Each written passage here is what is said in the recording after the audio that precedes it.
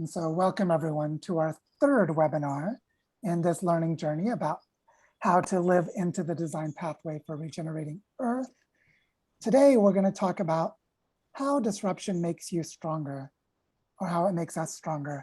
And of course, you can already see that title is, we already know that disruption can make us weaker. Disruption can hurt us. So we're going to really be exploring in which contexts does change make us more able to handle change? In which contexts does resistance increase our ability to achieve our goals? And so we're going to be exploring a bit of subtlety here around how to live into change processes and what happens if we get outside of the range of key parameters that we would need to become healthier and stronger, where we could actually very quickly break down and collapse. And that could be about our personal health and well-being. That could be about our regional food system. That could be about the plumbing in our house or any number of other things. And so what I'm hoping is that today's topic will connect all of us personally as we feel into our internal resilience and our interpersonal resilience as we explore this topic. That, as you'll see in a moment, we're going to talk about anti-fragility, which is a very interesting nuance that we'll get to in a moment. And so what I want to start by saying is that, a little better, Jan. What I want to start by saying is that, I don't know, yeah. That, oops, here we go. Let me close that. I'm going to go ahead and just mute everyone so we don't have any interruptions of sound by accident. And so what I think is really important about this topic is that in the host team, when we were talking about how people were responding to the last webinar about being the weave, it seemed like there was a lot of exploration of this difference in perspectives. Like, what if I'm the node in a weave? What if I'm a strand in the weave? What if I'm a weaver in the weave? Or what if I'm the process that is weaving, whether I'm aware of it or not? And as that diversity of perspectives was being explored, we started feeling into this question of, how do we know if we are a good weave? Like, how do we know if our weave is strong? How do we know if the way we're weaving is helpful? Or if it might be locally helpful, but in a larger holistic sense, might fail to be helpful, or might miss out on some larger patterns that could become risks for us. And so as we start feeling into this space, what I want to really emphasize for today's webinar is that there are ways of making sense of how we relate to whatever's around us. There are ways of relating to how we relate that are going to be really important for understanding how to become stronger during times of change. As oftentimes in today's world, we've been worn down by what's happening around us. And we actually, if we don't have a way to restore ourselves, we'll just become weakened with time. Like, we may suffer from chronic stress, we may work too hard, we may not be able to find the space to have tranquility and stillness, we may not have the capacity for introspection and discernment because of things that are happening around us, and we get worn down over time. And what I want to explore is the other direction, which is a regenerative pattern, which is, how can difficulty and hardship actually make us more capable of handling change in the future? And for those of you who are familiar with the world of positive psychology, this is the difference between post-traumatic stress and post-traumatic growth, where sometimes our psychological capacities are improved by going through difficult experiences. And so we're going to be exploring some of that today to see if we can practice being social supports to each other that increase our capacities with time, especially as we're dealing with difficulties. And so with that said, I'd love to begin the presentation part of today's webinar. And like I said at the beginning, I'm really curious how you all are going to feel about and respond to what I'm about to share. So it'll be a nice little experiment. So let's get started and let's see. Okay, so first off, what I want to begin with is this, that there's a really powerful distinction that is made in a book called Antifragile by a guy named Nassim Taleb. And Nassim Taleb makes the point that many people falsely think that the opposite of fragile is robust, because something is fragile if there's a disruption and it breaks. And something is robust if something interrupts it, but it doesn't change. It doesn't change its form. So something is robust if it's able to keep the form that it has or keep some capacities that it has, whereas fragile is it's in a way delicate and changes or disruptions can break it. But what's really interesting is if you look into the nuances, if something is fragile, that means an interruption weakens it. So the opposite of fragile is not robust. The opposite of fragile is antifragile, which means that the disruption actually makes it stronger. And this is one of those philosophical subtleties that just seems like a small move, like a little bit of a nerdy or an analytic point that may not have much impact. But it turns out that this opens up the difference between the design of systems that are able to withstand change and the design of systems that are able to evolve and adapt, increase their intelligence and increase their capacities as they confront and navigate changes. And that distinction becomes really, really important. And in his book, Anti-Fragile, Nassim Taleb makes this claim. He says, anti-fragility is beyond resilience or robustness because the resilient resists shocks and stays the same, whereas the anti-fragile gets better.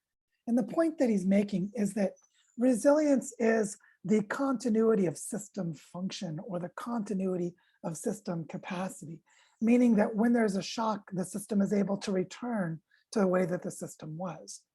But if the system was in an environment that it functioned well, and the shock is that the environment changed, then as that change occurs in the environment, the resilient system might become less adapted to its new environment. Whereas an anti-fragile system would be one that the shock actually causes it to learn and update and become resilient to change, which means it doesn't go back to the capacities it had, but it actually creates new capacities. And while this may sound abstract, it's actually quite concrete. All you have to do is think about how muscles work.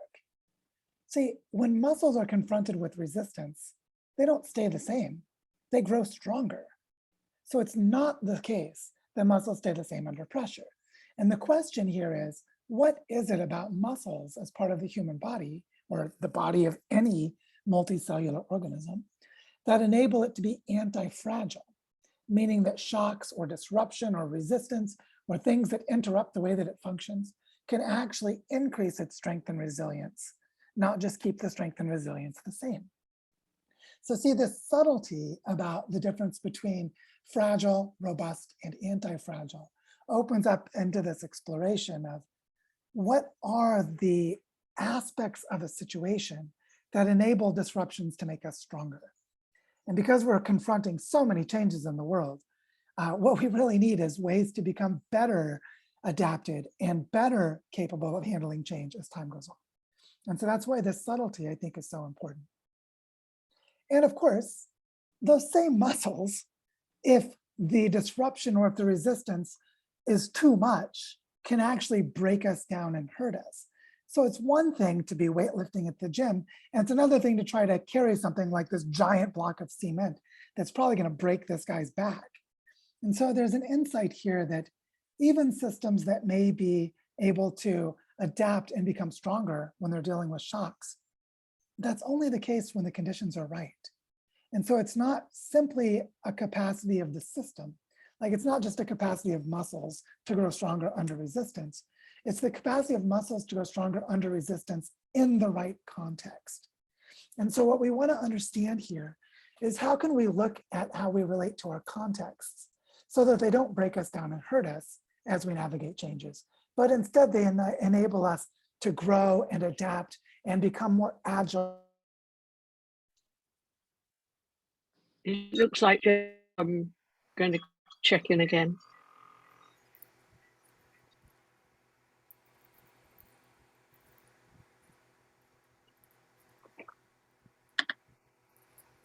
Hey, Joe, we lost you for a while. You're muted. Lovely. Zoom blocked me out and brought me back in and brought me back muted. Where did you guys lose me? It was too much could break you. And so it's only the case when the situation is right. Okay, that, thank you, Minnie. And thank you everyone for tolerating these lovely technological glitches. Let's keep rolling, shall we? So what I was saying was that in the right conditions, we actually can become more adaptive. We can become more agile. We can become more cooperative. We can become more flexible. We can become more intelligent by knowing how to respond to changes in our environment. And that's what we really want to learn how to do. And so this is one key insight that I want to say is that at any given moment, we have some capacity to manage change. And so a question is, when disruption strikes, did you prepare the capacities needed to grow into more capacity? Or said another way, whatever capacity you have to manage change, does it include the capacity to learn how to manage change as it's happening? And here there's a really great insight that comes from the study of disaster response, which is, did you prepare before the change occurred? Because it turns out that in studies of disaster response, the amount of preparation that people have for the disaster through rehearsal and training is the extent to which they're able to manage the change when it occurs.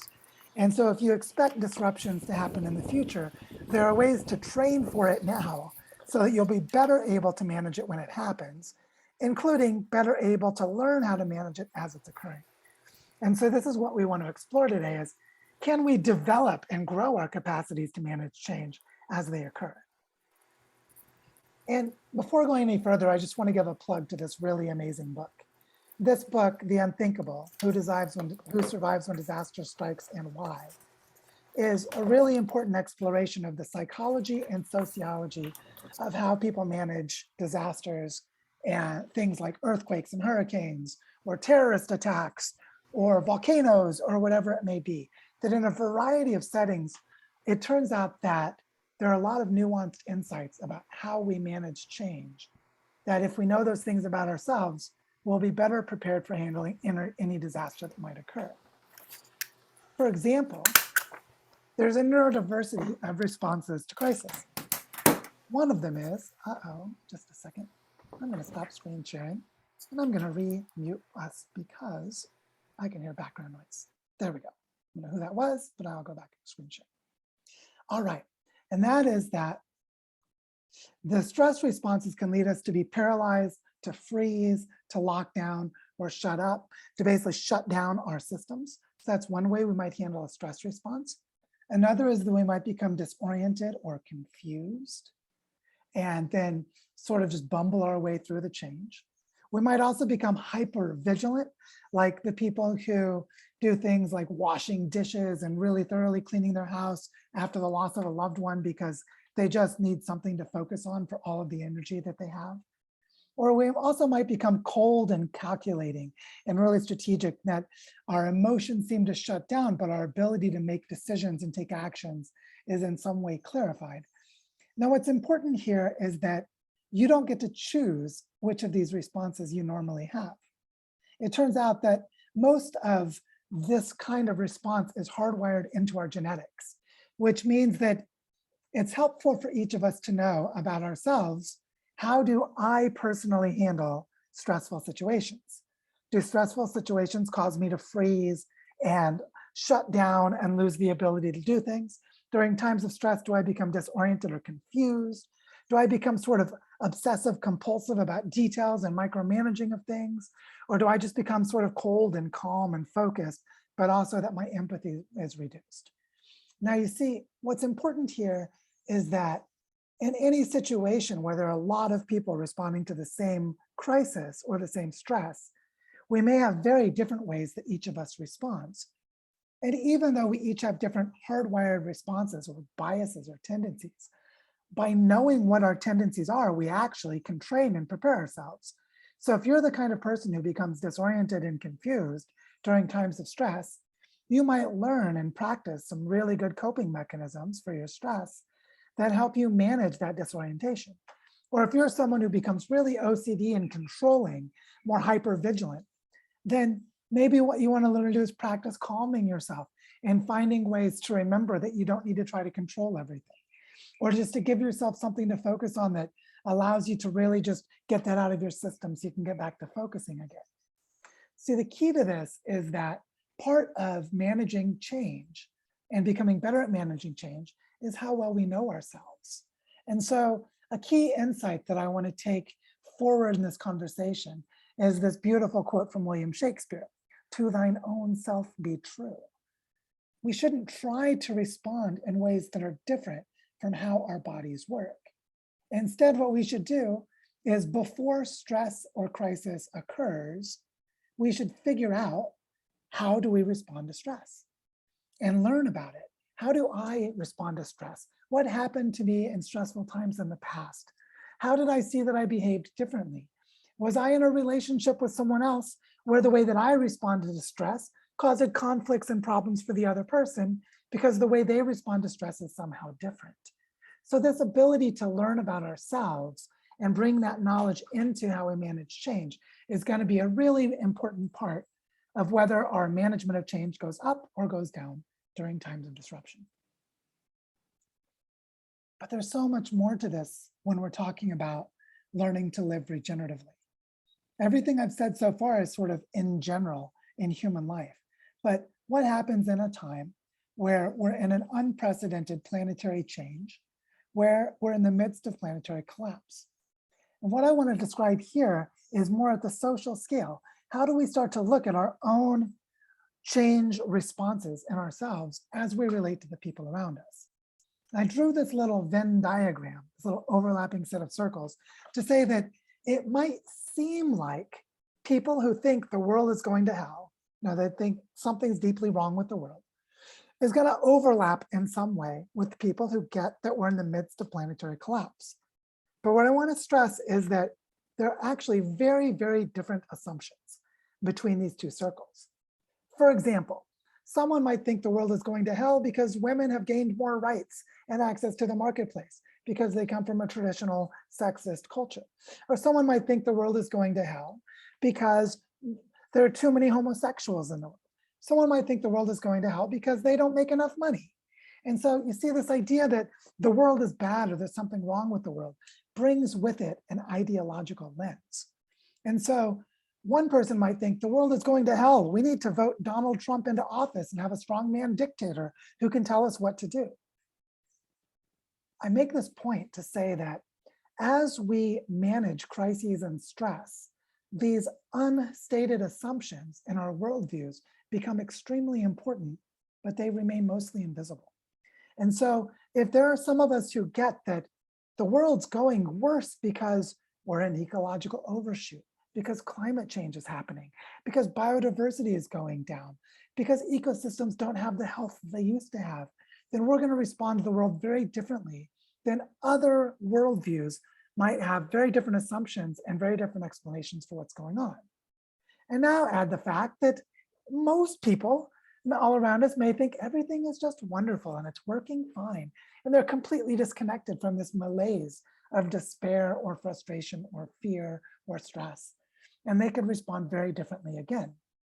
So as we ask this question, how can disruption make us stronger? A key question is going to be, how do we relate to the people around us? And how well do we understand whether we see the world the same way or not? Because I may be next to someone who's saying, wow, things are really getting bad, and they think it's for a completely different reason than I do.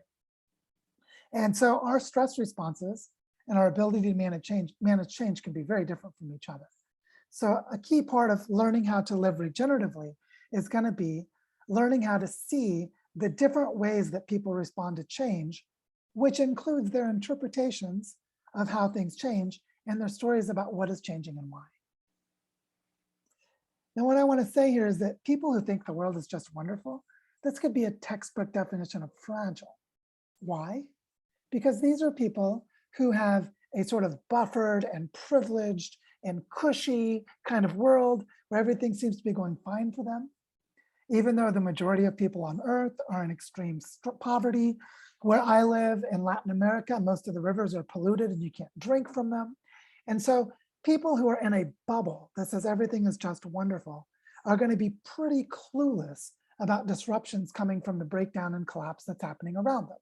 So they may feel like everything's just great And then a wildfire burns through their suburb and burns their house down, as is happening in places like California.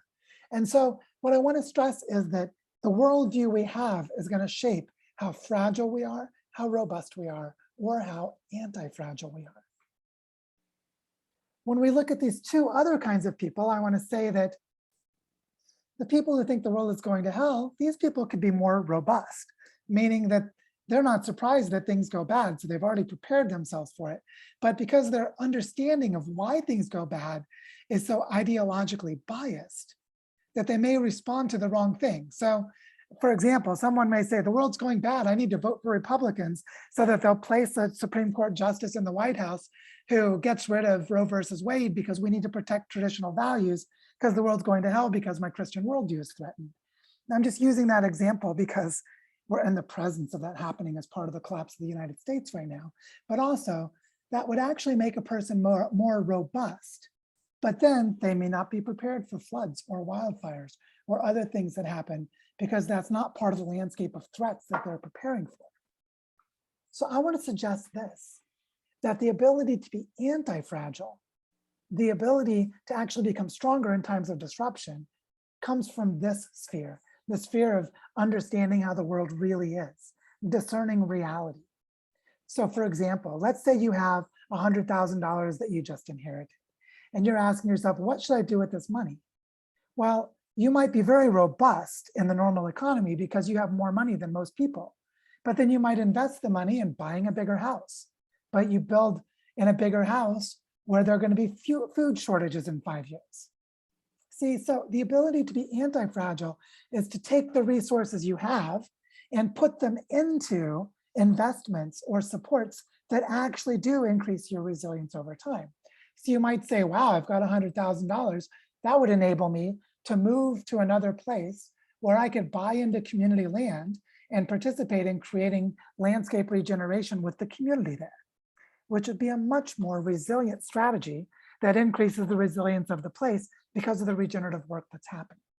So you see what I'm getting at here is that the worldviews we have will strongly influence what we think is a good or bad decision as we manage our perceptions of change. We perceive change, we take actions to manage the risks as we understand the change.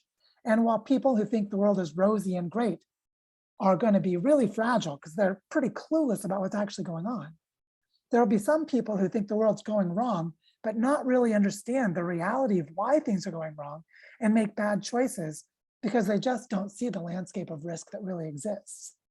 So part of the key for disruption to make us stronger is the ability to discern what the real risks and opportunities are. And what we're going to find is that most people around us are not going to be very good at doing that. And so they're not going to be very helpful. And so this brings us back to that insight that there's a difference between fragile, robust, and anti-fragile. And when we can see that they're different, we can start to understand why people behave the ways that they do. And we can start to build our capacities to move from being in fragile, precarious contexts. But instead of trying to go to places where we feel safe and secure, as though we just wish things wouldn't change, instead we focus on cultivating the capacities to dance with the change and become more competent. And that leads us to really talking about what are anti-fragile systems. And I want to give you an example from my own life. Me when I'm dancing. Now notice in this picture that I'm sort of standing on one foot, I'm lifting another foot, I'm in a blur because I'm moving and turning. What I want to emphasize here is that the resilience of this dance is its continual movement, its continual change, and that cultivating the body of a dancer is cultivating the capacity to continually move and change with the music. So let's say the music starts off slow, so you dance slow. But then the music gets faster, so you dance faster. And then it changes to a different song, so you change to a different rhythm of dancing. See, being anti-fragile is having the capacity to bring a repertoire of movements that allow you to sense into your environment and then navigate the changes in the environment in an appropriate way. And so learning how to dance, especially improvisational dance, where you're just making it up by the feeling of the music, is a kind of adaptive flexibility of your body and of your mind to move through space and time as you relate to what's happening around you. And so what I want to stress here is that as I train for dancing, I'm actually cultivating a body, my body, that is more anti-fragile. Because maybe as I'm walking down the street with my daughter, if something starts to fall or a fast motorcycle moves by, I can move quickly to grab her and bring her to safety. So the ability to make adaptive and rapid responses, which is supportive changes, when a change happens, doing something that's beneficial or helpful, is enhanced by having a really good connection to my body. And that means the basis of learning how to become stronger in times of disruption is actually in our bodies. So let's explore how that works. As we learn how to connect to our bodies, to ask, how's my body doing right now? Do I have tension? Am I relaxed? Do I have flexibility and agility? Do I have high energy or low energy? Am I alert or am I calm? That this body connection and the awareness of the body connection is a foundation on which we can recognize how we might change our behavior in any moment, like jumping over to grab my child when a fast motorcycle is coming by. If I'm feeling really tense and tight, I wouldn't be able to do that very well. So the connection to the body and the continual monitoring of the body is really important. And we cultivate that with simple things like breathing exercises. So like if I said, take a calm, deep breath, breathing in for 5 seconds and out for 5 seconds. That by practicing connecting to our bodies and practicing changing how our body responds with breathing exercises opens up a flexibility to change how our body responds. So we might calm ourselves down when we're stressed, for example. Also, to cultivate daily practices of centering ourselves. So for me, I get up at 4 o'clock every morning and I spend 90 minutes doing a stretching and movement routine. So I have a daily practice of reconnecting to my body, where I can feel into my emotions and the complexity of what's going on. I can feel how am I? How's my mind doing? How are my emotions? How does my body feel? Do I feel healthy or not? And it's a daily practice. So to cultivate a daily centering practice of connecting to the body begins to lay the foundation for being able to navigate disruptions and become better at managing them. And this opens up a really powerful and subtle domain of our lives, which is the healing of trauma. That as we connect more to our bodies and pay more attention to our emotions, we'll start to have memories come forth. Why was I so upset by what that person said? Oh, I remember this time when I was a child when someone hurt me and I never really resolved those feelings. So it turns out that one of the reasons why we don't cultivate body connection is that sometimes connecting to our bodies and calming ourselves down opens up painful memories and painful feelings. But the opposite is also true. By connecting to our bodies and centering and grounding ourselves, we begin to heal our emotions and heal the pain that's inside of us that is built up from negative past experiences, which will make us more open and flexible to agilely and adaptively respond to changes in the future. And then building mindful movements. Here by mindful movements, this could be stretching like yoga. This could be dancing. This could be martial arts. This could be theater. This could be pulling grass in your garden, where you're doing movements that are mindful because they help you connect to your body and to your environment and to yourself, but they also are doing something that's purposeful for you. So mindful movements, whatever they are, will help you build up this capacity within yourself. And as you do all of this, you start finding stillness, that after a while, you start to become more calm and focused, and contentment and joy start to come forth, and you find places of stillness. In those places of stillness, your intuition is strong.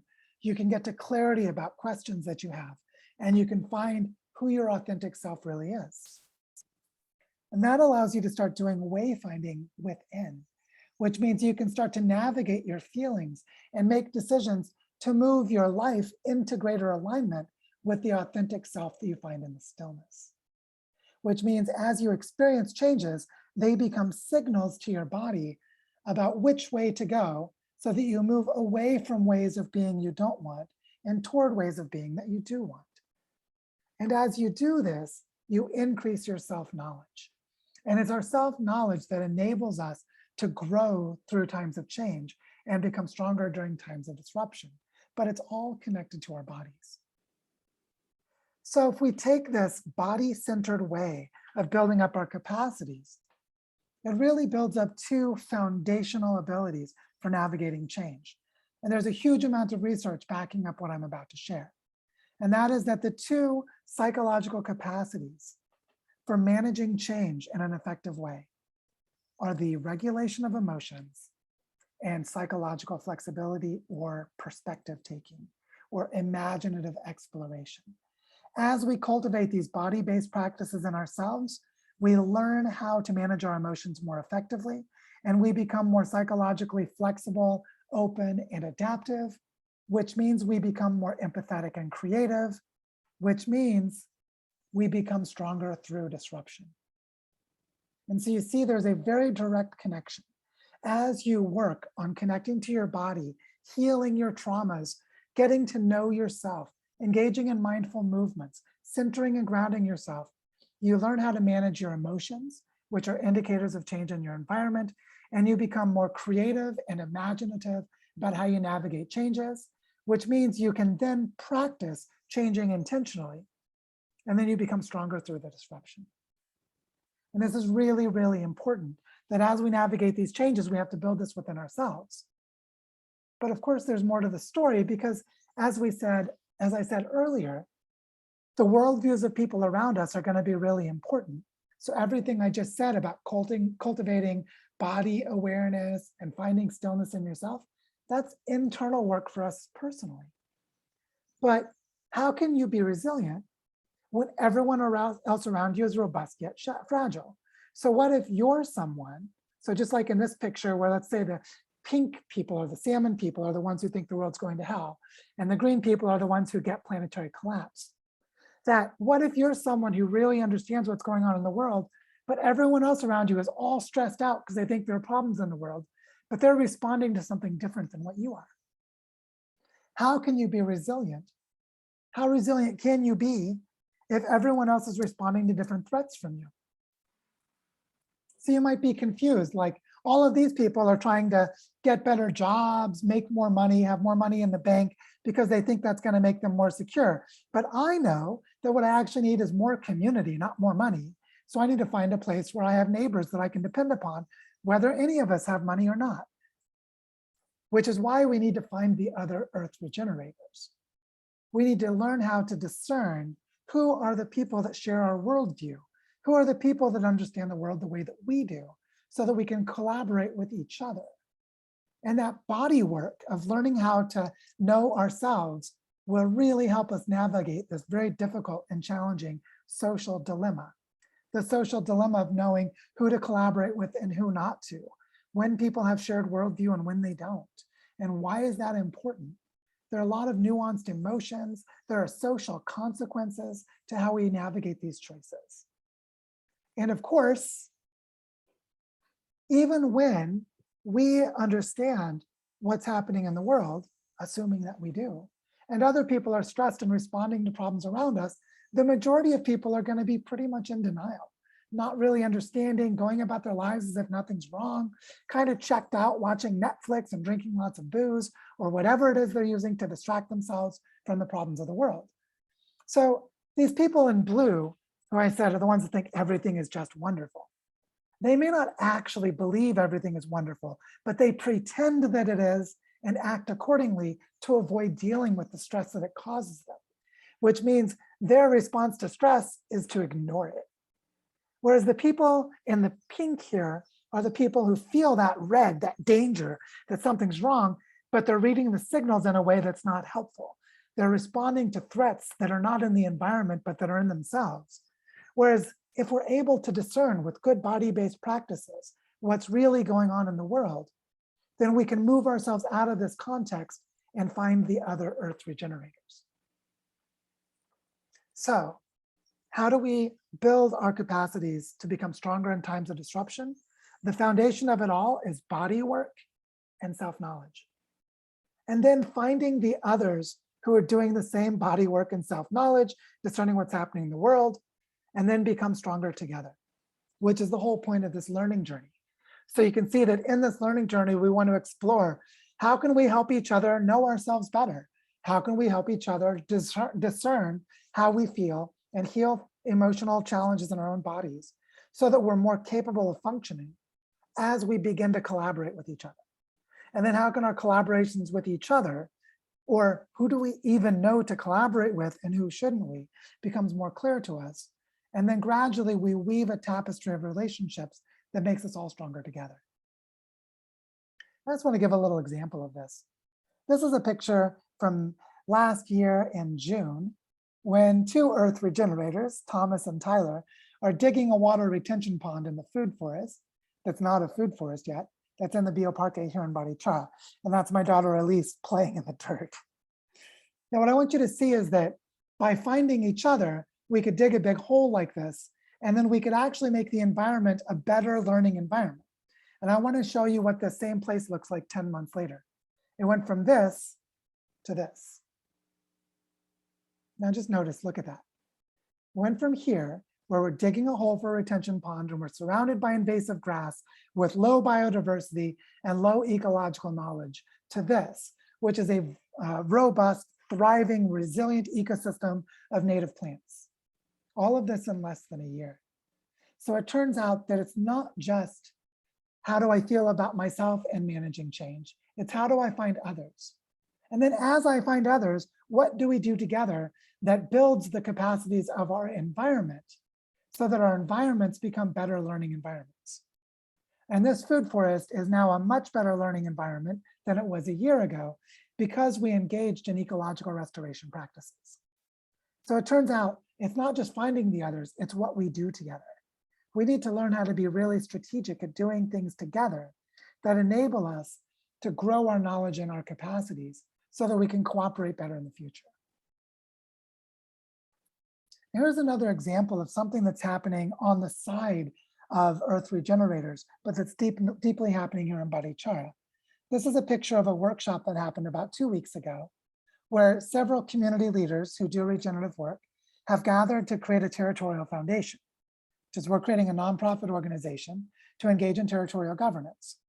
What I want you to notice here is that these are all people with slightly different priorities, with very different histories and backgrounds, with lots of different feelings about what we should focus on in doing regenerative work in the territory. So some people, like this man on the right in the ponytail, that's Pacho. Pacho cares a lot about human rights. The woman in the yellow dress cares a lot about biodiversity and empowerment of women in the community. See, the person in the lower left in the light blue shirt cares a lot about children and how to raise them. What's important here is that we're learning how to combine those differences into a diverse collective intelligence by creating territorial patterns of collaboration. And so this work of finding the others within the community and then creating contexts in which we learn how to learn together, like in these facilitated workshops for community development, it means that we need to understand how to facilitate our contexts, how to navigate changes within ourselves, how to find how to work through differences and conflicts between us in ways that generate more strength and collaboration. And that as we do this, the disruptions actually make us stronger together than we would be before the disruptions occurred. I want to come back just for a moment to this question. As I said at the beginning, muscles aren't robust, they're antifragile. But why do muscles become stronger under stress? What is it about muscles that enables this to happen? And what insights might this give us about how we should organize ourselves as we collaborate in this learning journey? Well, our muscles become stronger under stress because they're nested within a living system that includes a heart and arteries and veins and bones. And so they're nested within a larger living system. They're part of a networked architecture where there's a deep and multifaceted connectivity. So as our muscles work, this increases blood flow. With the blood flow, hormones are activated that stimulate things like nerve growth or the creation of new kinds of materials that signal things like you're hungry for more protein, so you need to eat food that has more protein. And so the networked architecture includes the signaling system and the diversity of components of the human body that mean that as the muscles are worked, they don't just break down and become destroyed, but they actually grow stronger by recruiting what they need through an intelligent network that they're a part of. Also, muscles are dynamic, adaptive, and responsive, and so is the rest of the human body. Muscles are purposeful for something bigger.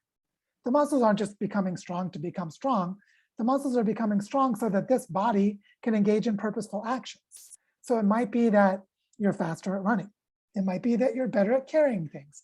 It might be that you're less likely to drop something you're carrying so you don't get injured. But there are purposeful actions that the entire human being has that makes those muscles purposeful in a larger context. And also the activation of the muscles stimulates the feedbacks within that networked architecture that the muscles are a part of.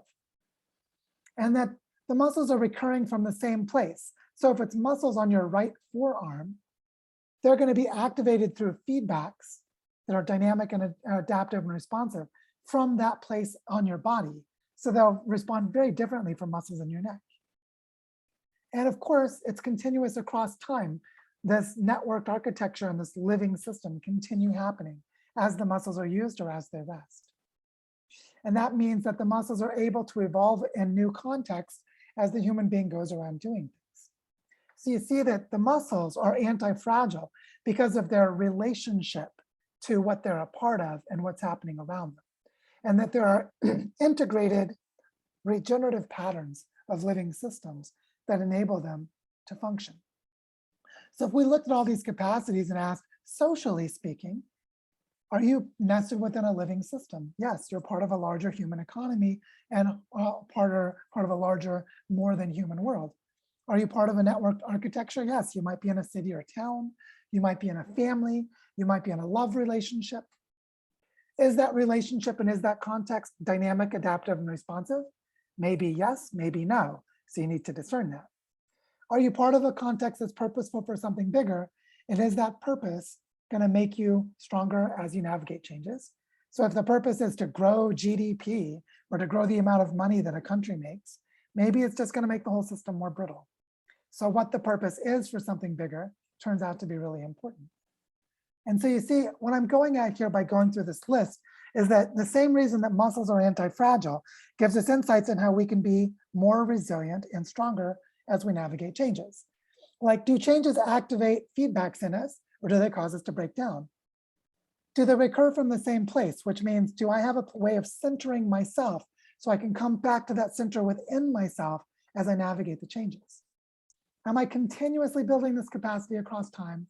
And am I able to evolve in new contexts? Or are we together able to do all these things? See, I made this list of attributes for muscles and the body to show that we could use insights from living systems to do a kind of biomimicry design. That we can say, how do living systems become anti-fragile? And how can we design our choices to become anti-fragile by having insights how this works? So that's one way to think of this. Another way to think of it is in the other direction. What happens if we have a very resilient system, but it moves outside of a critical range of parameters so that it very rapidly falls apart? And this gets us back to a study I read in 2010 called Preparing for High Impact, Low Probability Events, which was looking at the anti-fragility or the fragility of global supply chains when a volcano erupted in Iceland and its ash cloud spread across Europe, shutting down air traffic flow for almost a week. And this group of researchers at Chatham House in London decided to ask the question, okay, this ash cloud from the volcano caused air traffic flow to be shut down across Europe, which affected supply chains. What would happen if that continued? How much longer could those supply chains be shut down for all of Europe without collapsing the global system?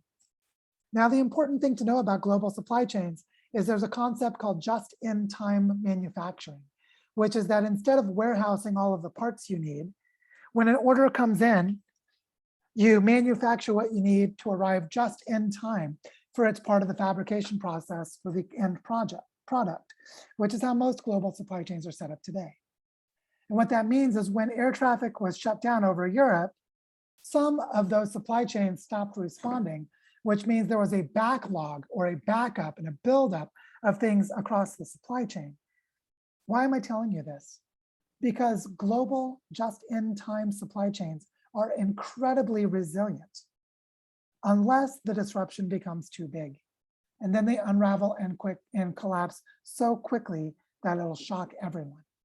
What this study showed was that the ash cloud shut down air traffic across Europe for 5 days.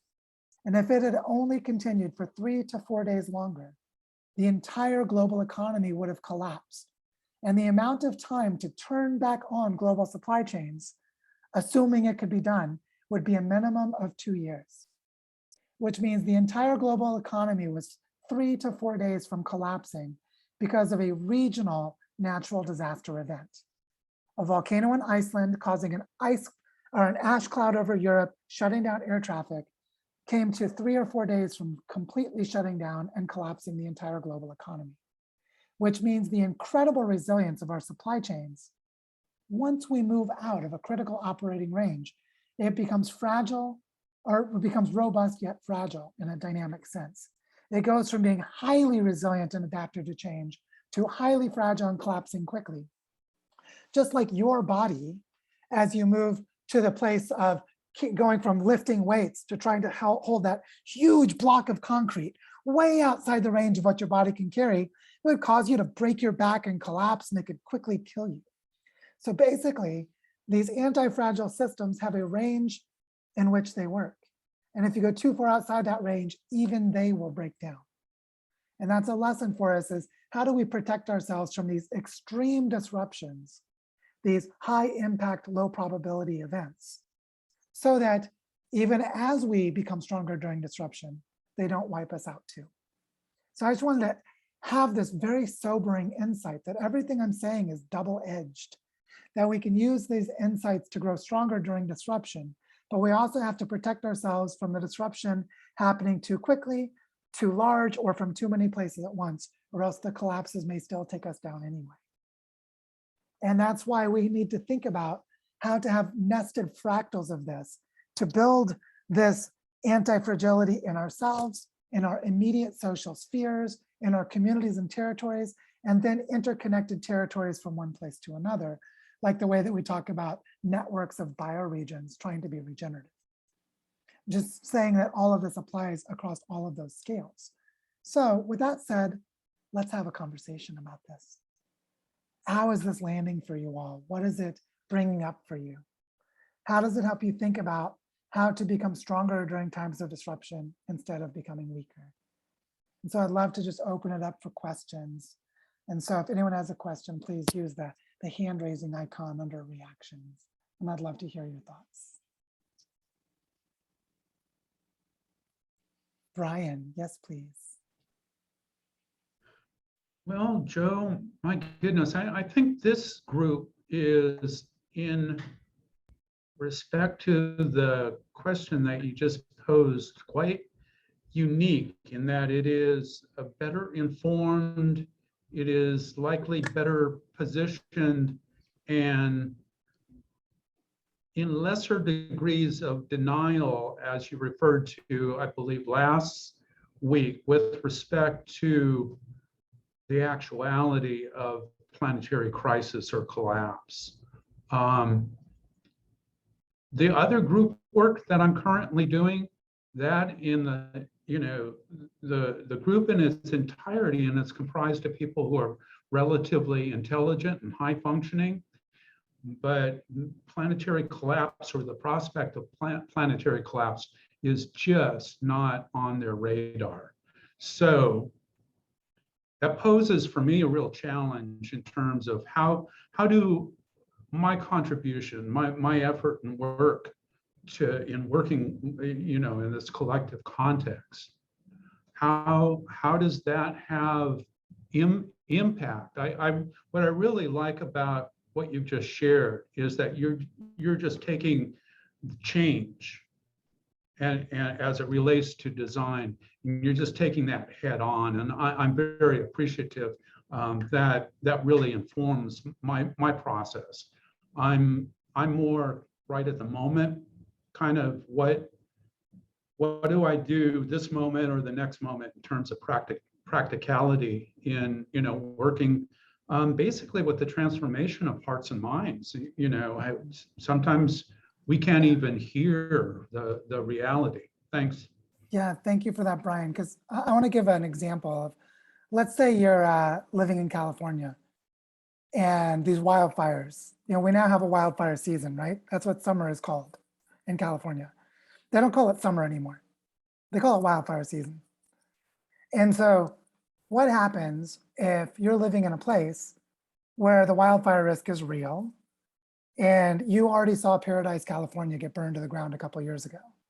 Just for those who don't remember, it was a town of something like 24,000 people, and the whole town was just destroyed in an evening. And then the next year, their entire town's burned down in Oregon. And then the next year, their town's burned down in Colorado. So you see what I'm getting at is there are going to be some people that are going to respond to that as a pattern and say, wow, look at the frequency and the chronic nature of this. My sense of threat is very different from, wow, those other people that lived in that town, it's really bad for them. I'm a little more worried about fires, but I'm actually more worried about the next election and who's going to be elected president, or whatever it may be, which could actually be a legitimate thing that they're thinking about. It's not, I'm not saying they're completely in denial and out of touch. It's just that the decision to do something like, should I sell my house and move? Or should I stay here? That choice, that domain of life is very different in one interpretation and another. And so what happens is oftentimes these different interpretive lenses are not shared. So I see the threat of wildfires as this chronic systemic pattern. Someone around me sees it as something to be nervous about mixed in with the box of, their little bucket of things to be stressed about. And they may be responding more to, how are our stocks and bonds doing on the stock market? The financial system seems to be doing weird stuff. And without the systemic lens, the connection between those two is missing. And so the ability to manage systemic interdependent threats is missing. And so that's where I think this gets really subtle, is that we have to somehow find our way into being kind toward people who don't see the deeper systemic patterns, but also to not let them have too much social influence over our decisions, which is what seems perfectly normal and reasonable to them, may be based on assumptions of normalcy that just don't hold, because the reality is different. And just as one example of this, and then I'll go to Victoria, is the difference between thinking that abrupt climate change is happening now, which all evidence shows is the case, or believing that we have until 2030 to avoid abrupt climate change happening at some time in the future as though it hasn't happened yet. See, that difference will dramatically change what kinds of choices we think are important to make. And so it's that kind of difference, which is why it gets to be subtle, of how to navigate these different interpretive lenses and deal with the social consequences of it in some way, manage it somehow. Victoria, on to you. This is just theoretical because I haven't tried it out, but it just occurs to me that the way to other people's hearts, and to have them kind of start to get a little interested, would it be, and who was speaking before Brian, what you said was really interesting and great, in participating with that group around your mutual interests, is there a way to start asking questions of, or talking about what if, to preserve the thing that we care about, given what you know, and people might be interested in what you know because it's kind of relevant, but you're not bringing it up in the same way that climate change usually comes up, but it's more like, how do we preserve in the coming future our interest in this so it doesn't change or die, or so it's anti-fragile. Would that work? I'm curious, Brian. Yeah, I think this is a really important question. Just real briefly, Joe, I'll respond.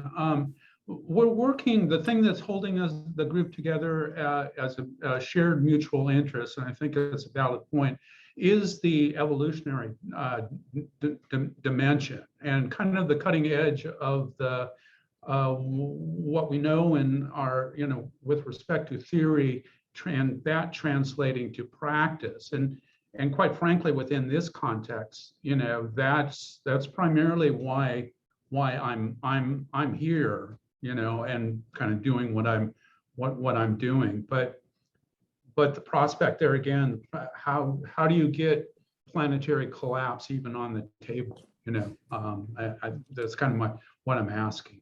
Well, To me, oh, go ahead, Victoria. ask a bunch of people, what does climate change have to do with this thing?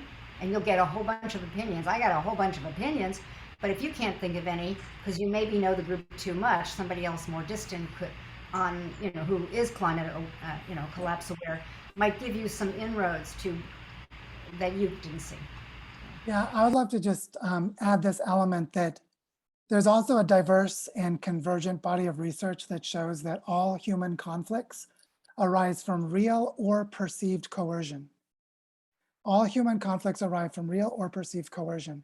And so one thing that I found, and if you sit with that and feel into its nuances, it turns out to be a very broad and very insightful discovery.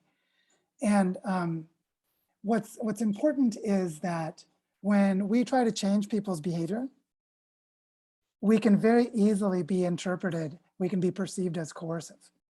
And we also may actually be coercive. And so what I've learned, and I learned this when I was doing work in strategic framing with social movements, was that I eventually got to the point where I just stopped ever trying to convince anyone of anything. I don't persuade anyone, ever. And instead what I do is I speak from my place of truth. I speak from what I feel to be true, or what I've come to believe is true. And then I do my best to do that well, and no one's perfect and all of that. But I think it's just really important that there's a way of giving sovereignty to people by just not trying to change their mind. And I've actually found this works really well in the nuances of how psychologically threatening things like global warming are. Think of like how badly you sleep at night if you know how bad climate change is. Like it's actually psychologically threatening to believe in global warming. And so people might have really psychologically healthy responses to the stress it would cause them. And that should be respected. And also, almost no persuasion technique actually works. And so, so it's actually better not to try to persuade people anyway. And so there's a whole conversation that we could have about that during the community calls and beyond, but just how subtle it is, because there are a lot of learned patterns of helplessness within our formal education systems and within the corporate world and within our fake democracies, where people actually try to persuade and influence others because they do it because they feel powerless. Like, I need to try and get other people to take actions because I feel powerless, but if we all vote the same way, or if we all insert whatever the thing is, and that actually undermines our ability to collaborate. And so that's a subtle one, but one that we can explore further in the community calls and beyond. I see that Anna has her hand up, and then Gail. So Anna, on to you. Yeah, thank you, Anna.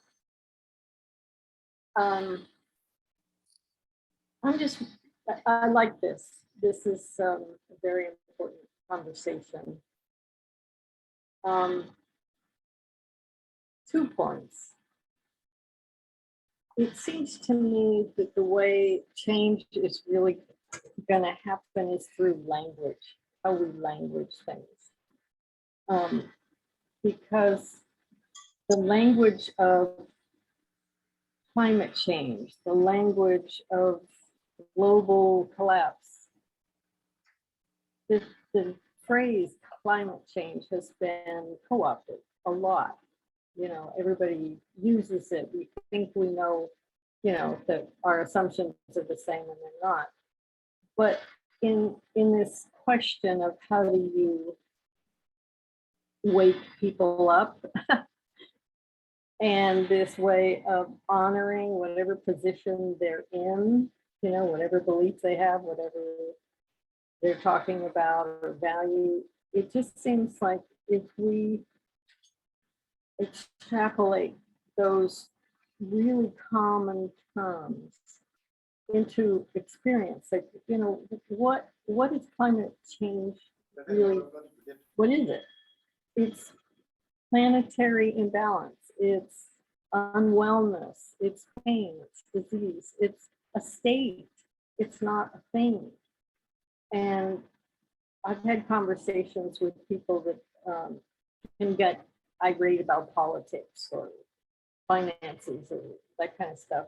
But when you start to sort of segue the languaging, you honor their vernacular, their words, and let them be, even if you don't agree with them, then you start that the energy starts being more reciprocal, and you never know what you say and how it affects somebody. You can have a very big effect, sort of like a homeopathic effect, by just using gentle, more kind words.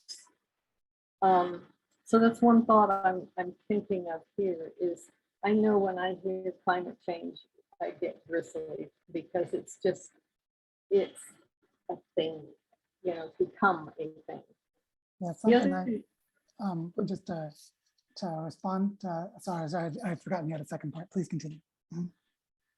Oh, I'm just thinking about insurance, the whole concept of insurance. And, you know, paying insurance on your house, things like that. Those are things we've come to believe in, that if we have a fire, we can get money back because somebody else is going to pay for the damage. But that concept keeps us in sort of the bubble.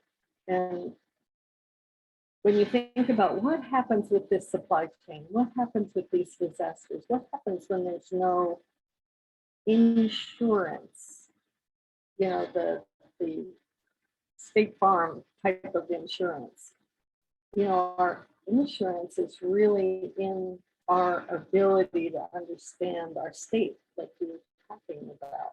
So, Yeah, this relates to something really important, which is there's an entire realm of psychological research on perception of risk, largely started by a guy named Paul Slovic, and then he was a serial collaborator. So he gathered together hundreds of researchers during the span of his career.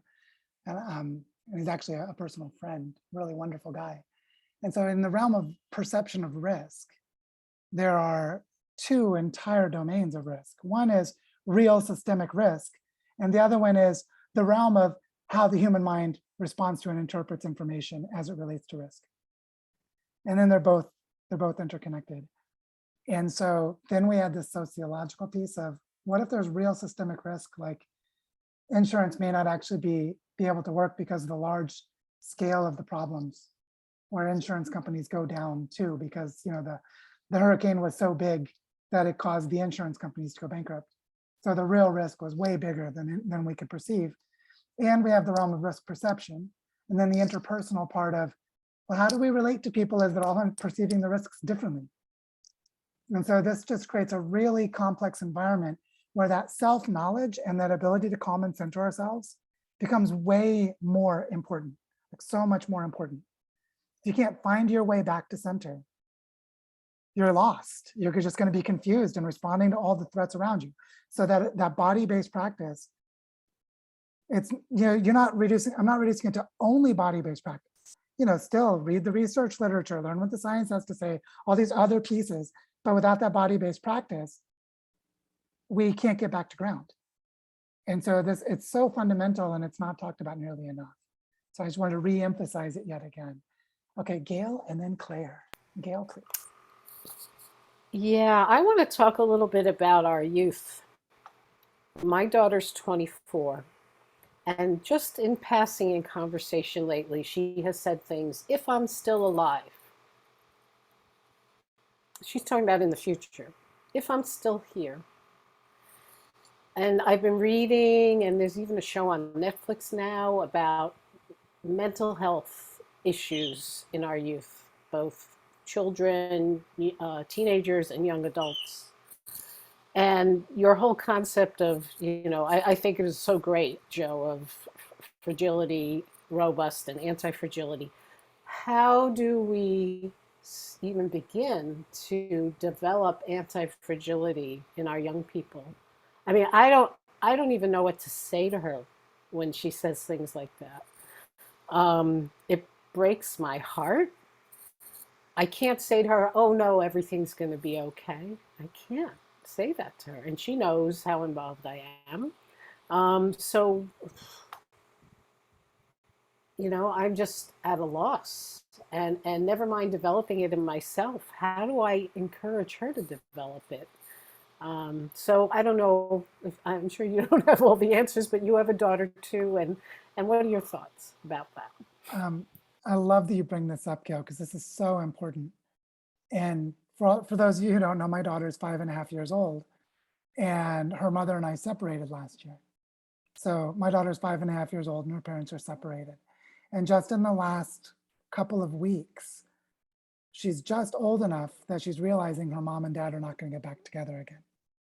And we're starting to navigate her grieving process. And so let me say that in a slightly different way. Jessica and I separating created a trauma-inducing context for our child. And by understanding how to navigate grief and trauma, I'm working as well as I can within my limited abilities as a human being to help my daughter continually know that she's loved and supported as she goes through this, because I know this isn't the only grief and trauma she's going to experience in her life.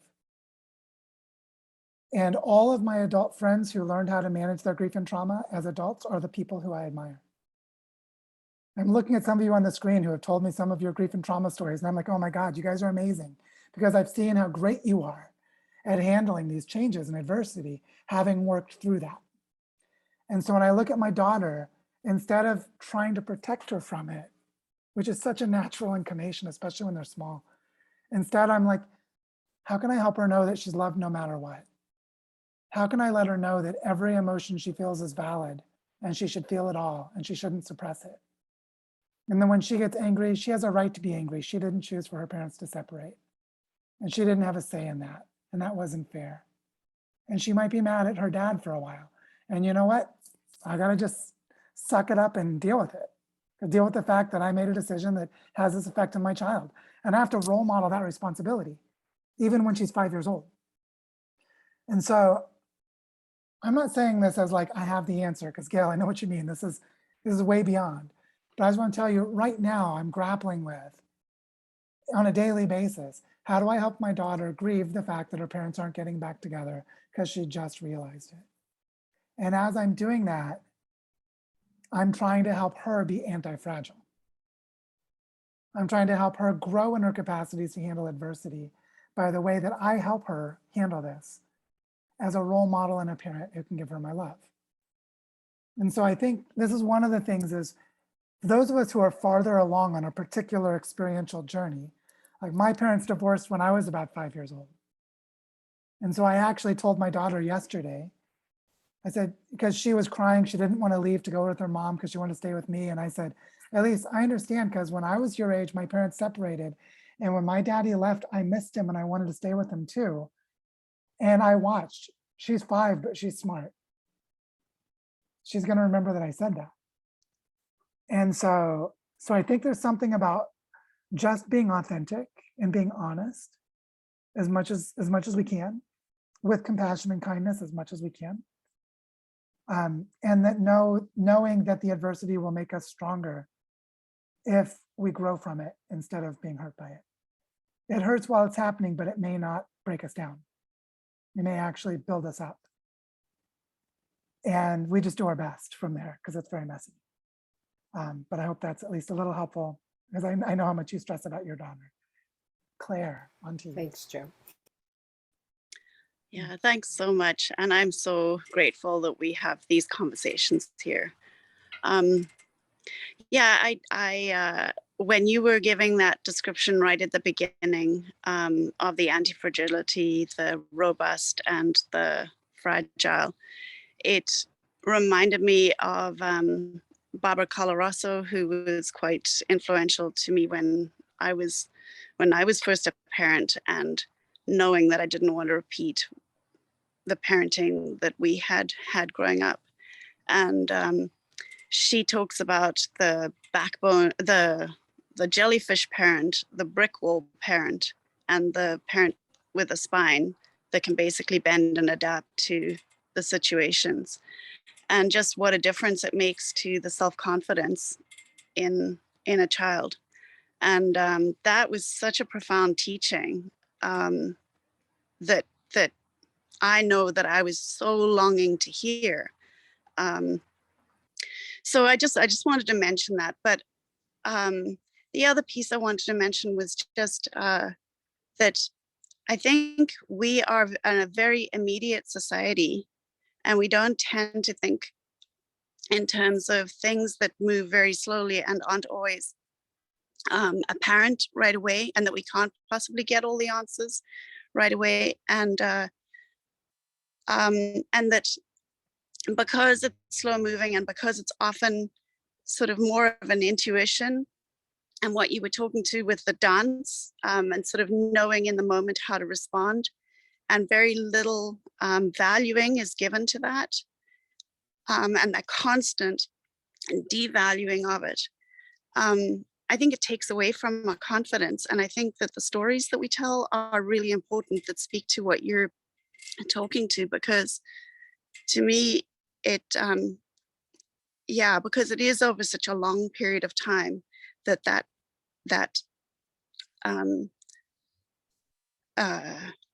strength shows up. Anyway, I just wanted to bring that up and say thank you. No, thank you for that, Claire. I think it relates nicely to Anna's first point, which was about the way that we use language and how it relates to our experience. And something I learned from studying cognitive linguistics is that our minds make language because our bodies internalize patterns. They internalize them in our nervous system, they internalize them in our brains, they internalize them in our lymphatic systems and our circulatory systems and our ways of dealing with stress. And so a key is to cultivate experiences that enable concepts to make sense. And then to language, or to name concepts and tell stories in a way that evoke those experiences as intuitive understandings, which is to draw attention back to experience. And one thing I think is really powerful in thinking about becoming stronger during times of disruption is to see how we construct our own sense of agency in the stories we tell. And this relates to a really key finding in post-traumatic growth research. So post-traumatic growth research is in the field of positive psychology. And the basic insight is this: when you have a traumatic experience, you get to choose what kind of story you tell afterwards. And if you tell a victim story where you're powerless, then you basically recreate in your memory and in your body the victim experience.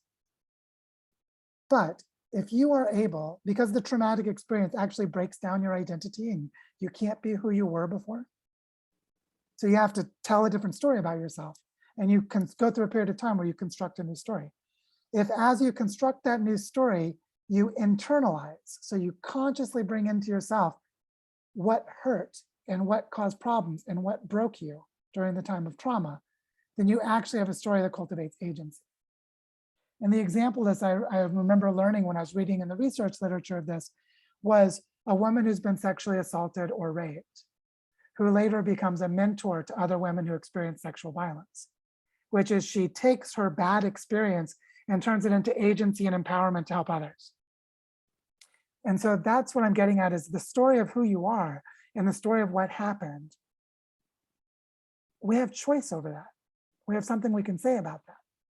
And as we incorporate what hurt us into the story in a way that brings us into service of something we love, our psychological capacities are actually increased. And the traumatic experience makes us better rather than worse. Now, that's not the same as saying, so women should experience violence so they have this growth. See, that's not what I'm saying. I'm saying that in a context where the bad thing happened, there actually are psychological processes that can make us stronger and more resilient than we were before the bad thing happened. And it helps to know how that works. And it turns out the key is, what kind of story do you tell? And does your story have agency, where you are an empowered agent of change in your own story? And is your agency directed towards something other than yourself, in service to something bigger? And that's the combination. Those two pieces are what increase resiliency after trauma.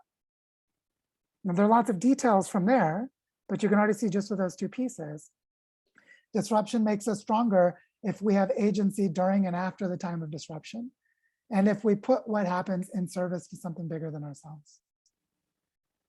And so you think of like coming into a disruption around food disruption and creating a community garden, where now the community is more food resilient than it was before. That being regenerative is going to include finding ways to take the hardships and turn them into something healthier. And a part of that is within ourselves and our own stories. And so that's why this is so important for us to be bringing this into this learning journey, is to ask ourselves, how can we support each other? Or how can we bring the support to ourselves from the others here when we're going through some kind of a disruption? And so I think this is a really beautiful place for us to really go into the sort of reflection after the webinar as we prepare for the community calls, which is that as we call this webinar to a close, and you go away from this and just reflect on it with whatever else you're doing today, just ask yourself, where were there times where some hardship happened and I learned from it and was better able to handle the hardship afterwards? Where were the times where the hardship was so difficult that it broke me down, it knocked me out, it made me worse at handling those kinds of situations? And to see that the adaptability and the learning are the same. They're the same. And that part of the adaptability is adapting what's happening back to ourselves for the next time something happens. And because we're going through a time of unprecedented change in planetary history, we're just going to experience disruption after disruption after disruption, and we have to learn to dance with it. But we also have to learn to direct change toward greater future resilience, which is what regeneration is all about.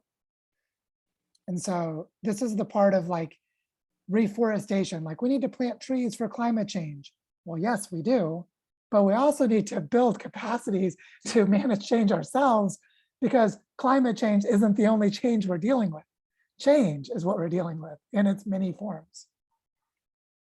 And so this ability to manage change is so deep and pervasive in how we're going to handle whatever comes, that I hope that this exploration of how to become stronger during times of disruption can really open us up to not only being fearful of changes that we have to somehow navigate, but that we might even look into and feel for, wow, I'm going to surf this change because I'm feeling like I'm getting good at it.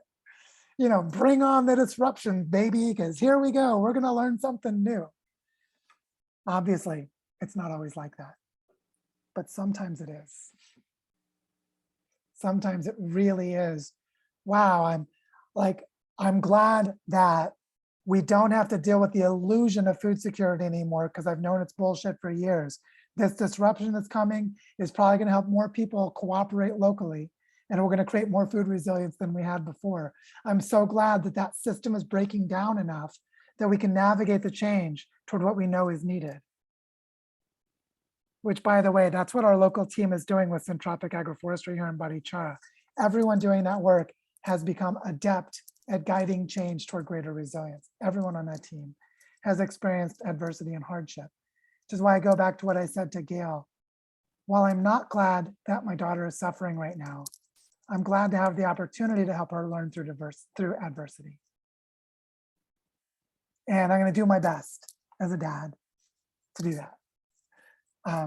And we can all do our best to do that with the loved ones around us. So I want to thank you all for being here today. for holding the space for this important conversation. I hope that it's helpful for you. And I hope that it can open up a space for, in the community calls, for us to really feel into how can we grow through adversity together, through what we've learned from our adversities that have already happened or the ones that we see coming. And so I'm going to stop recording now.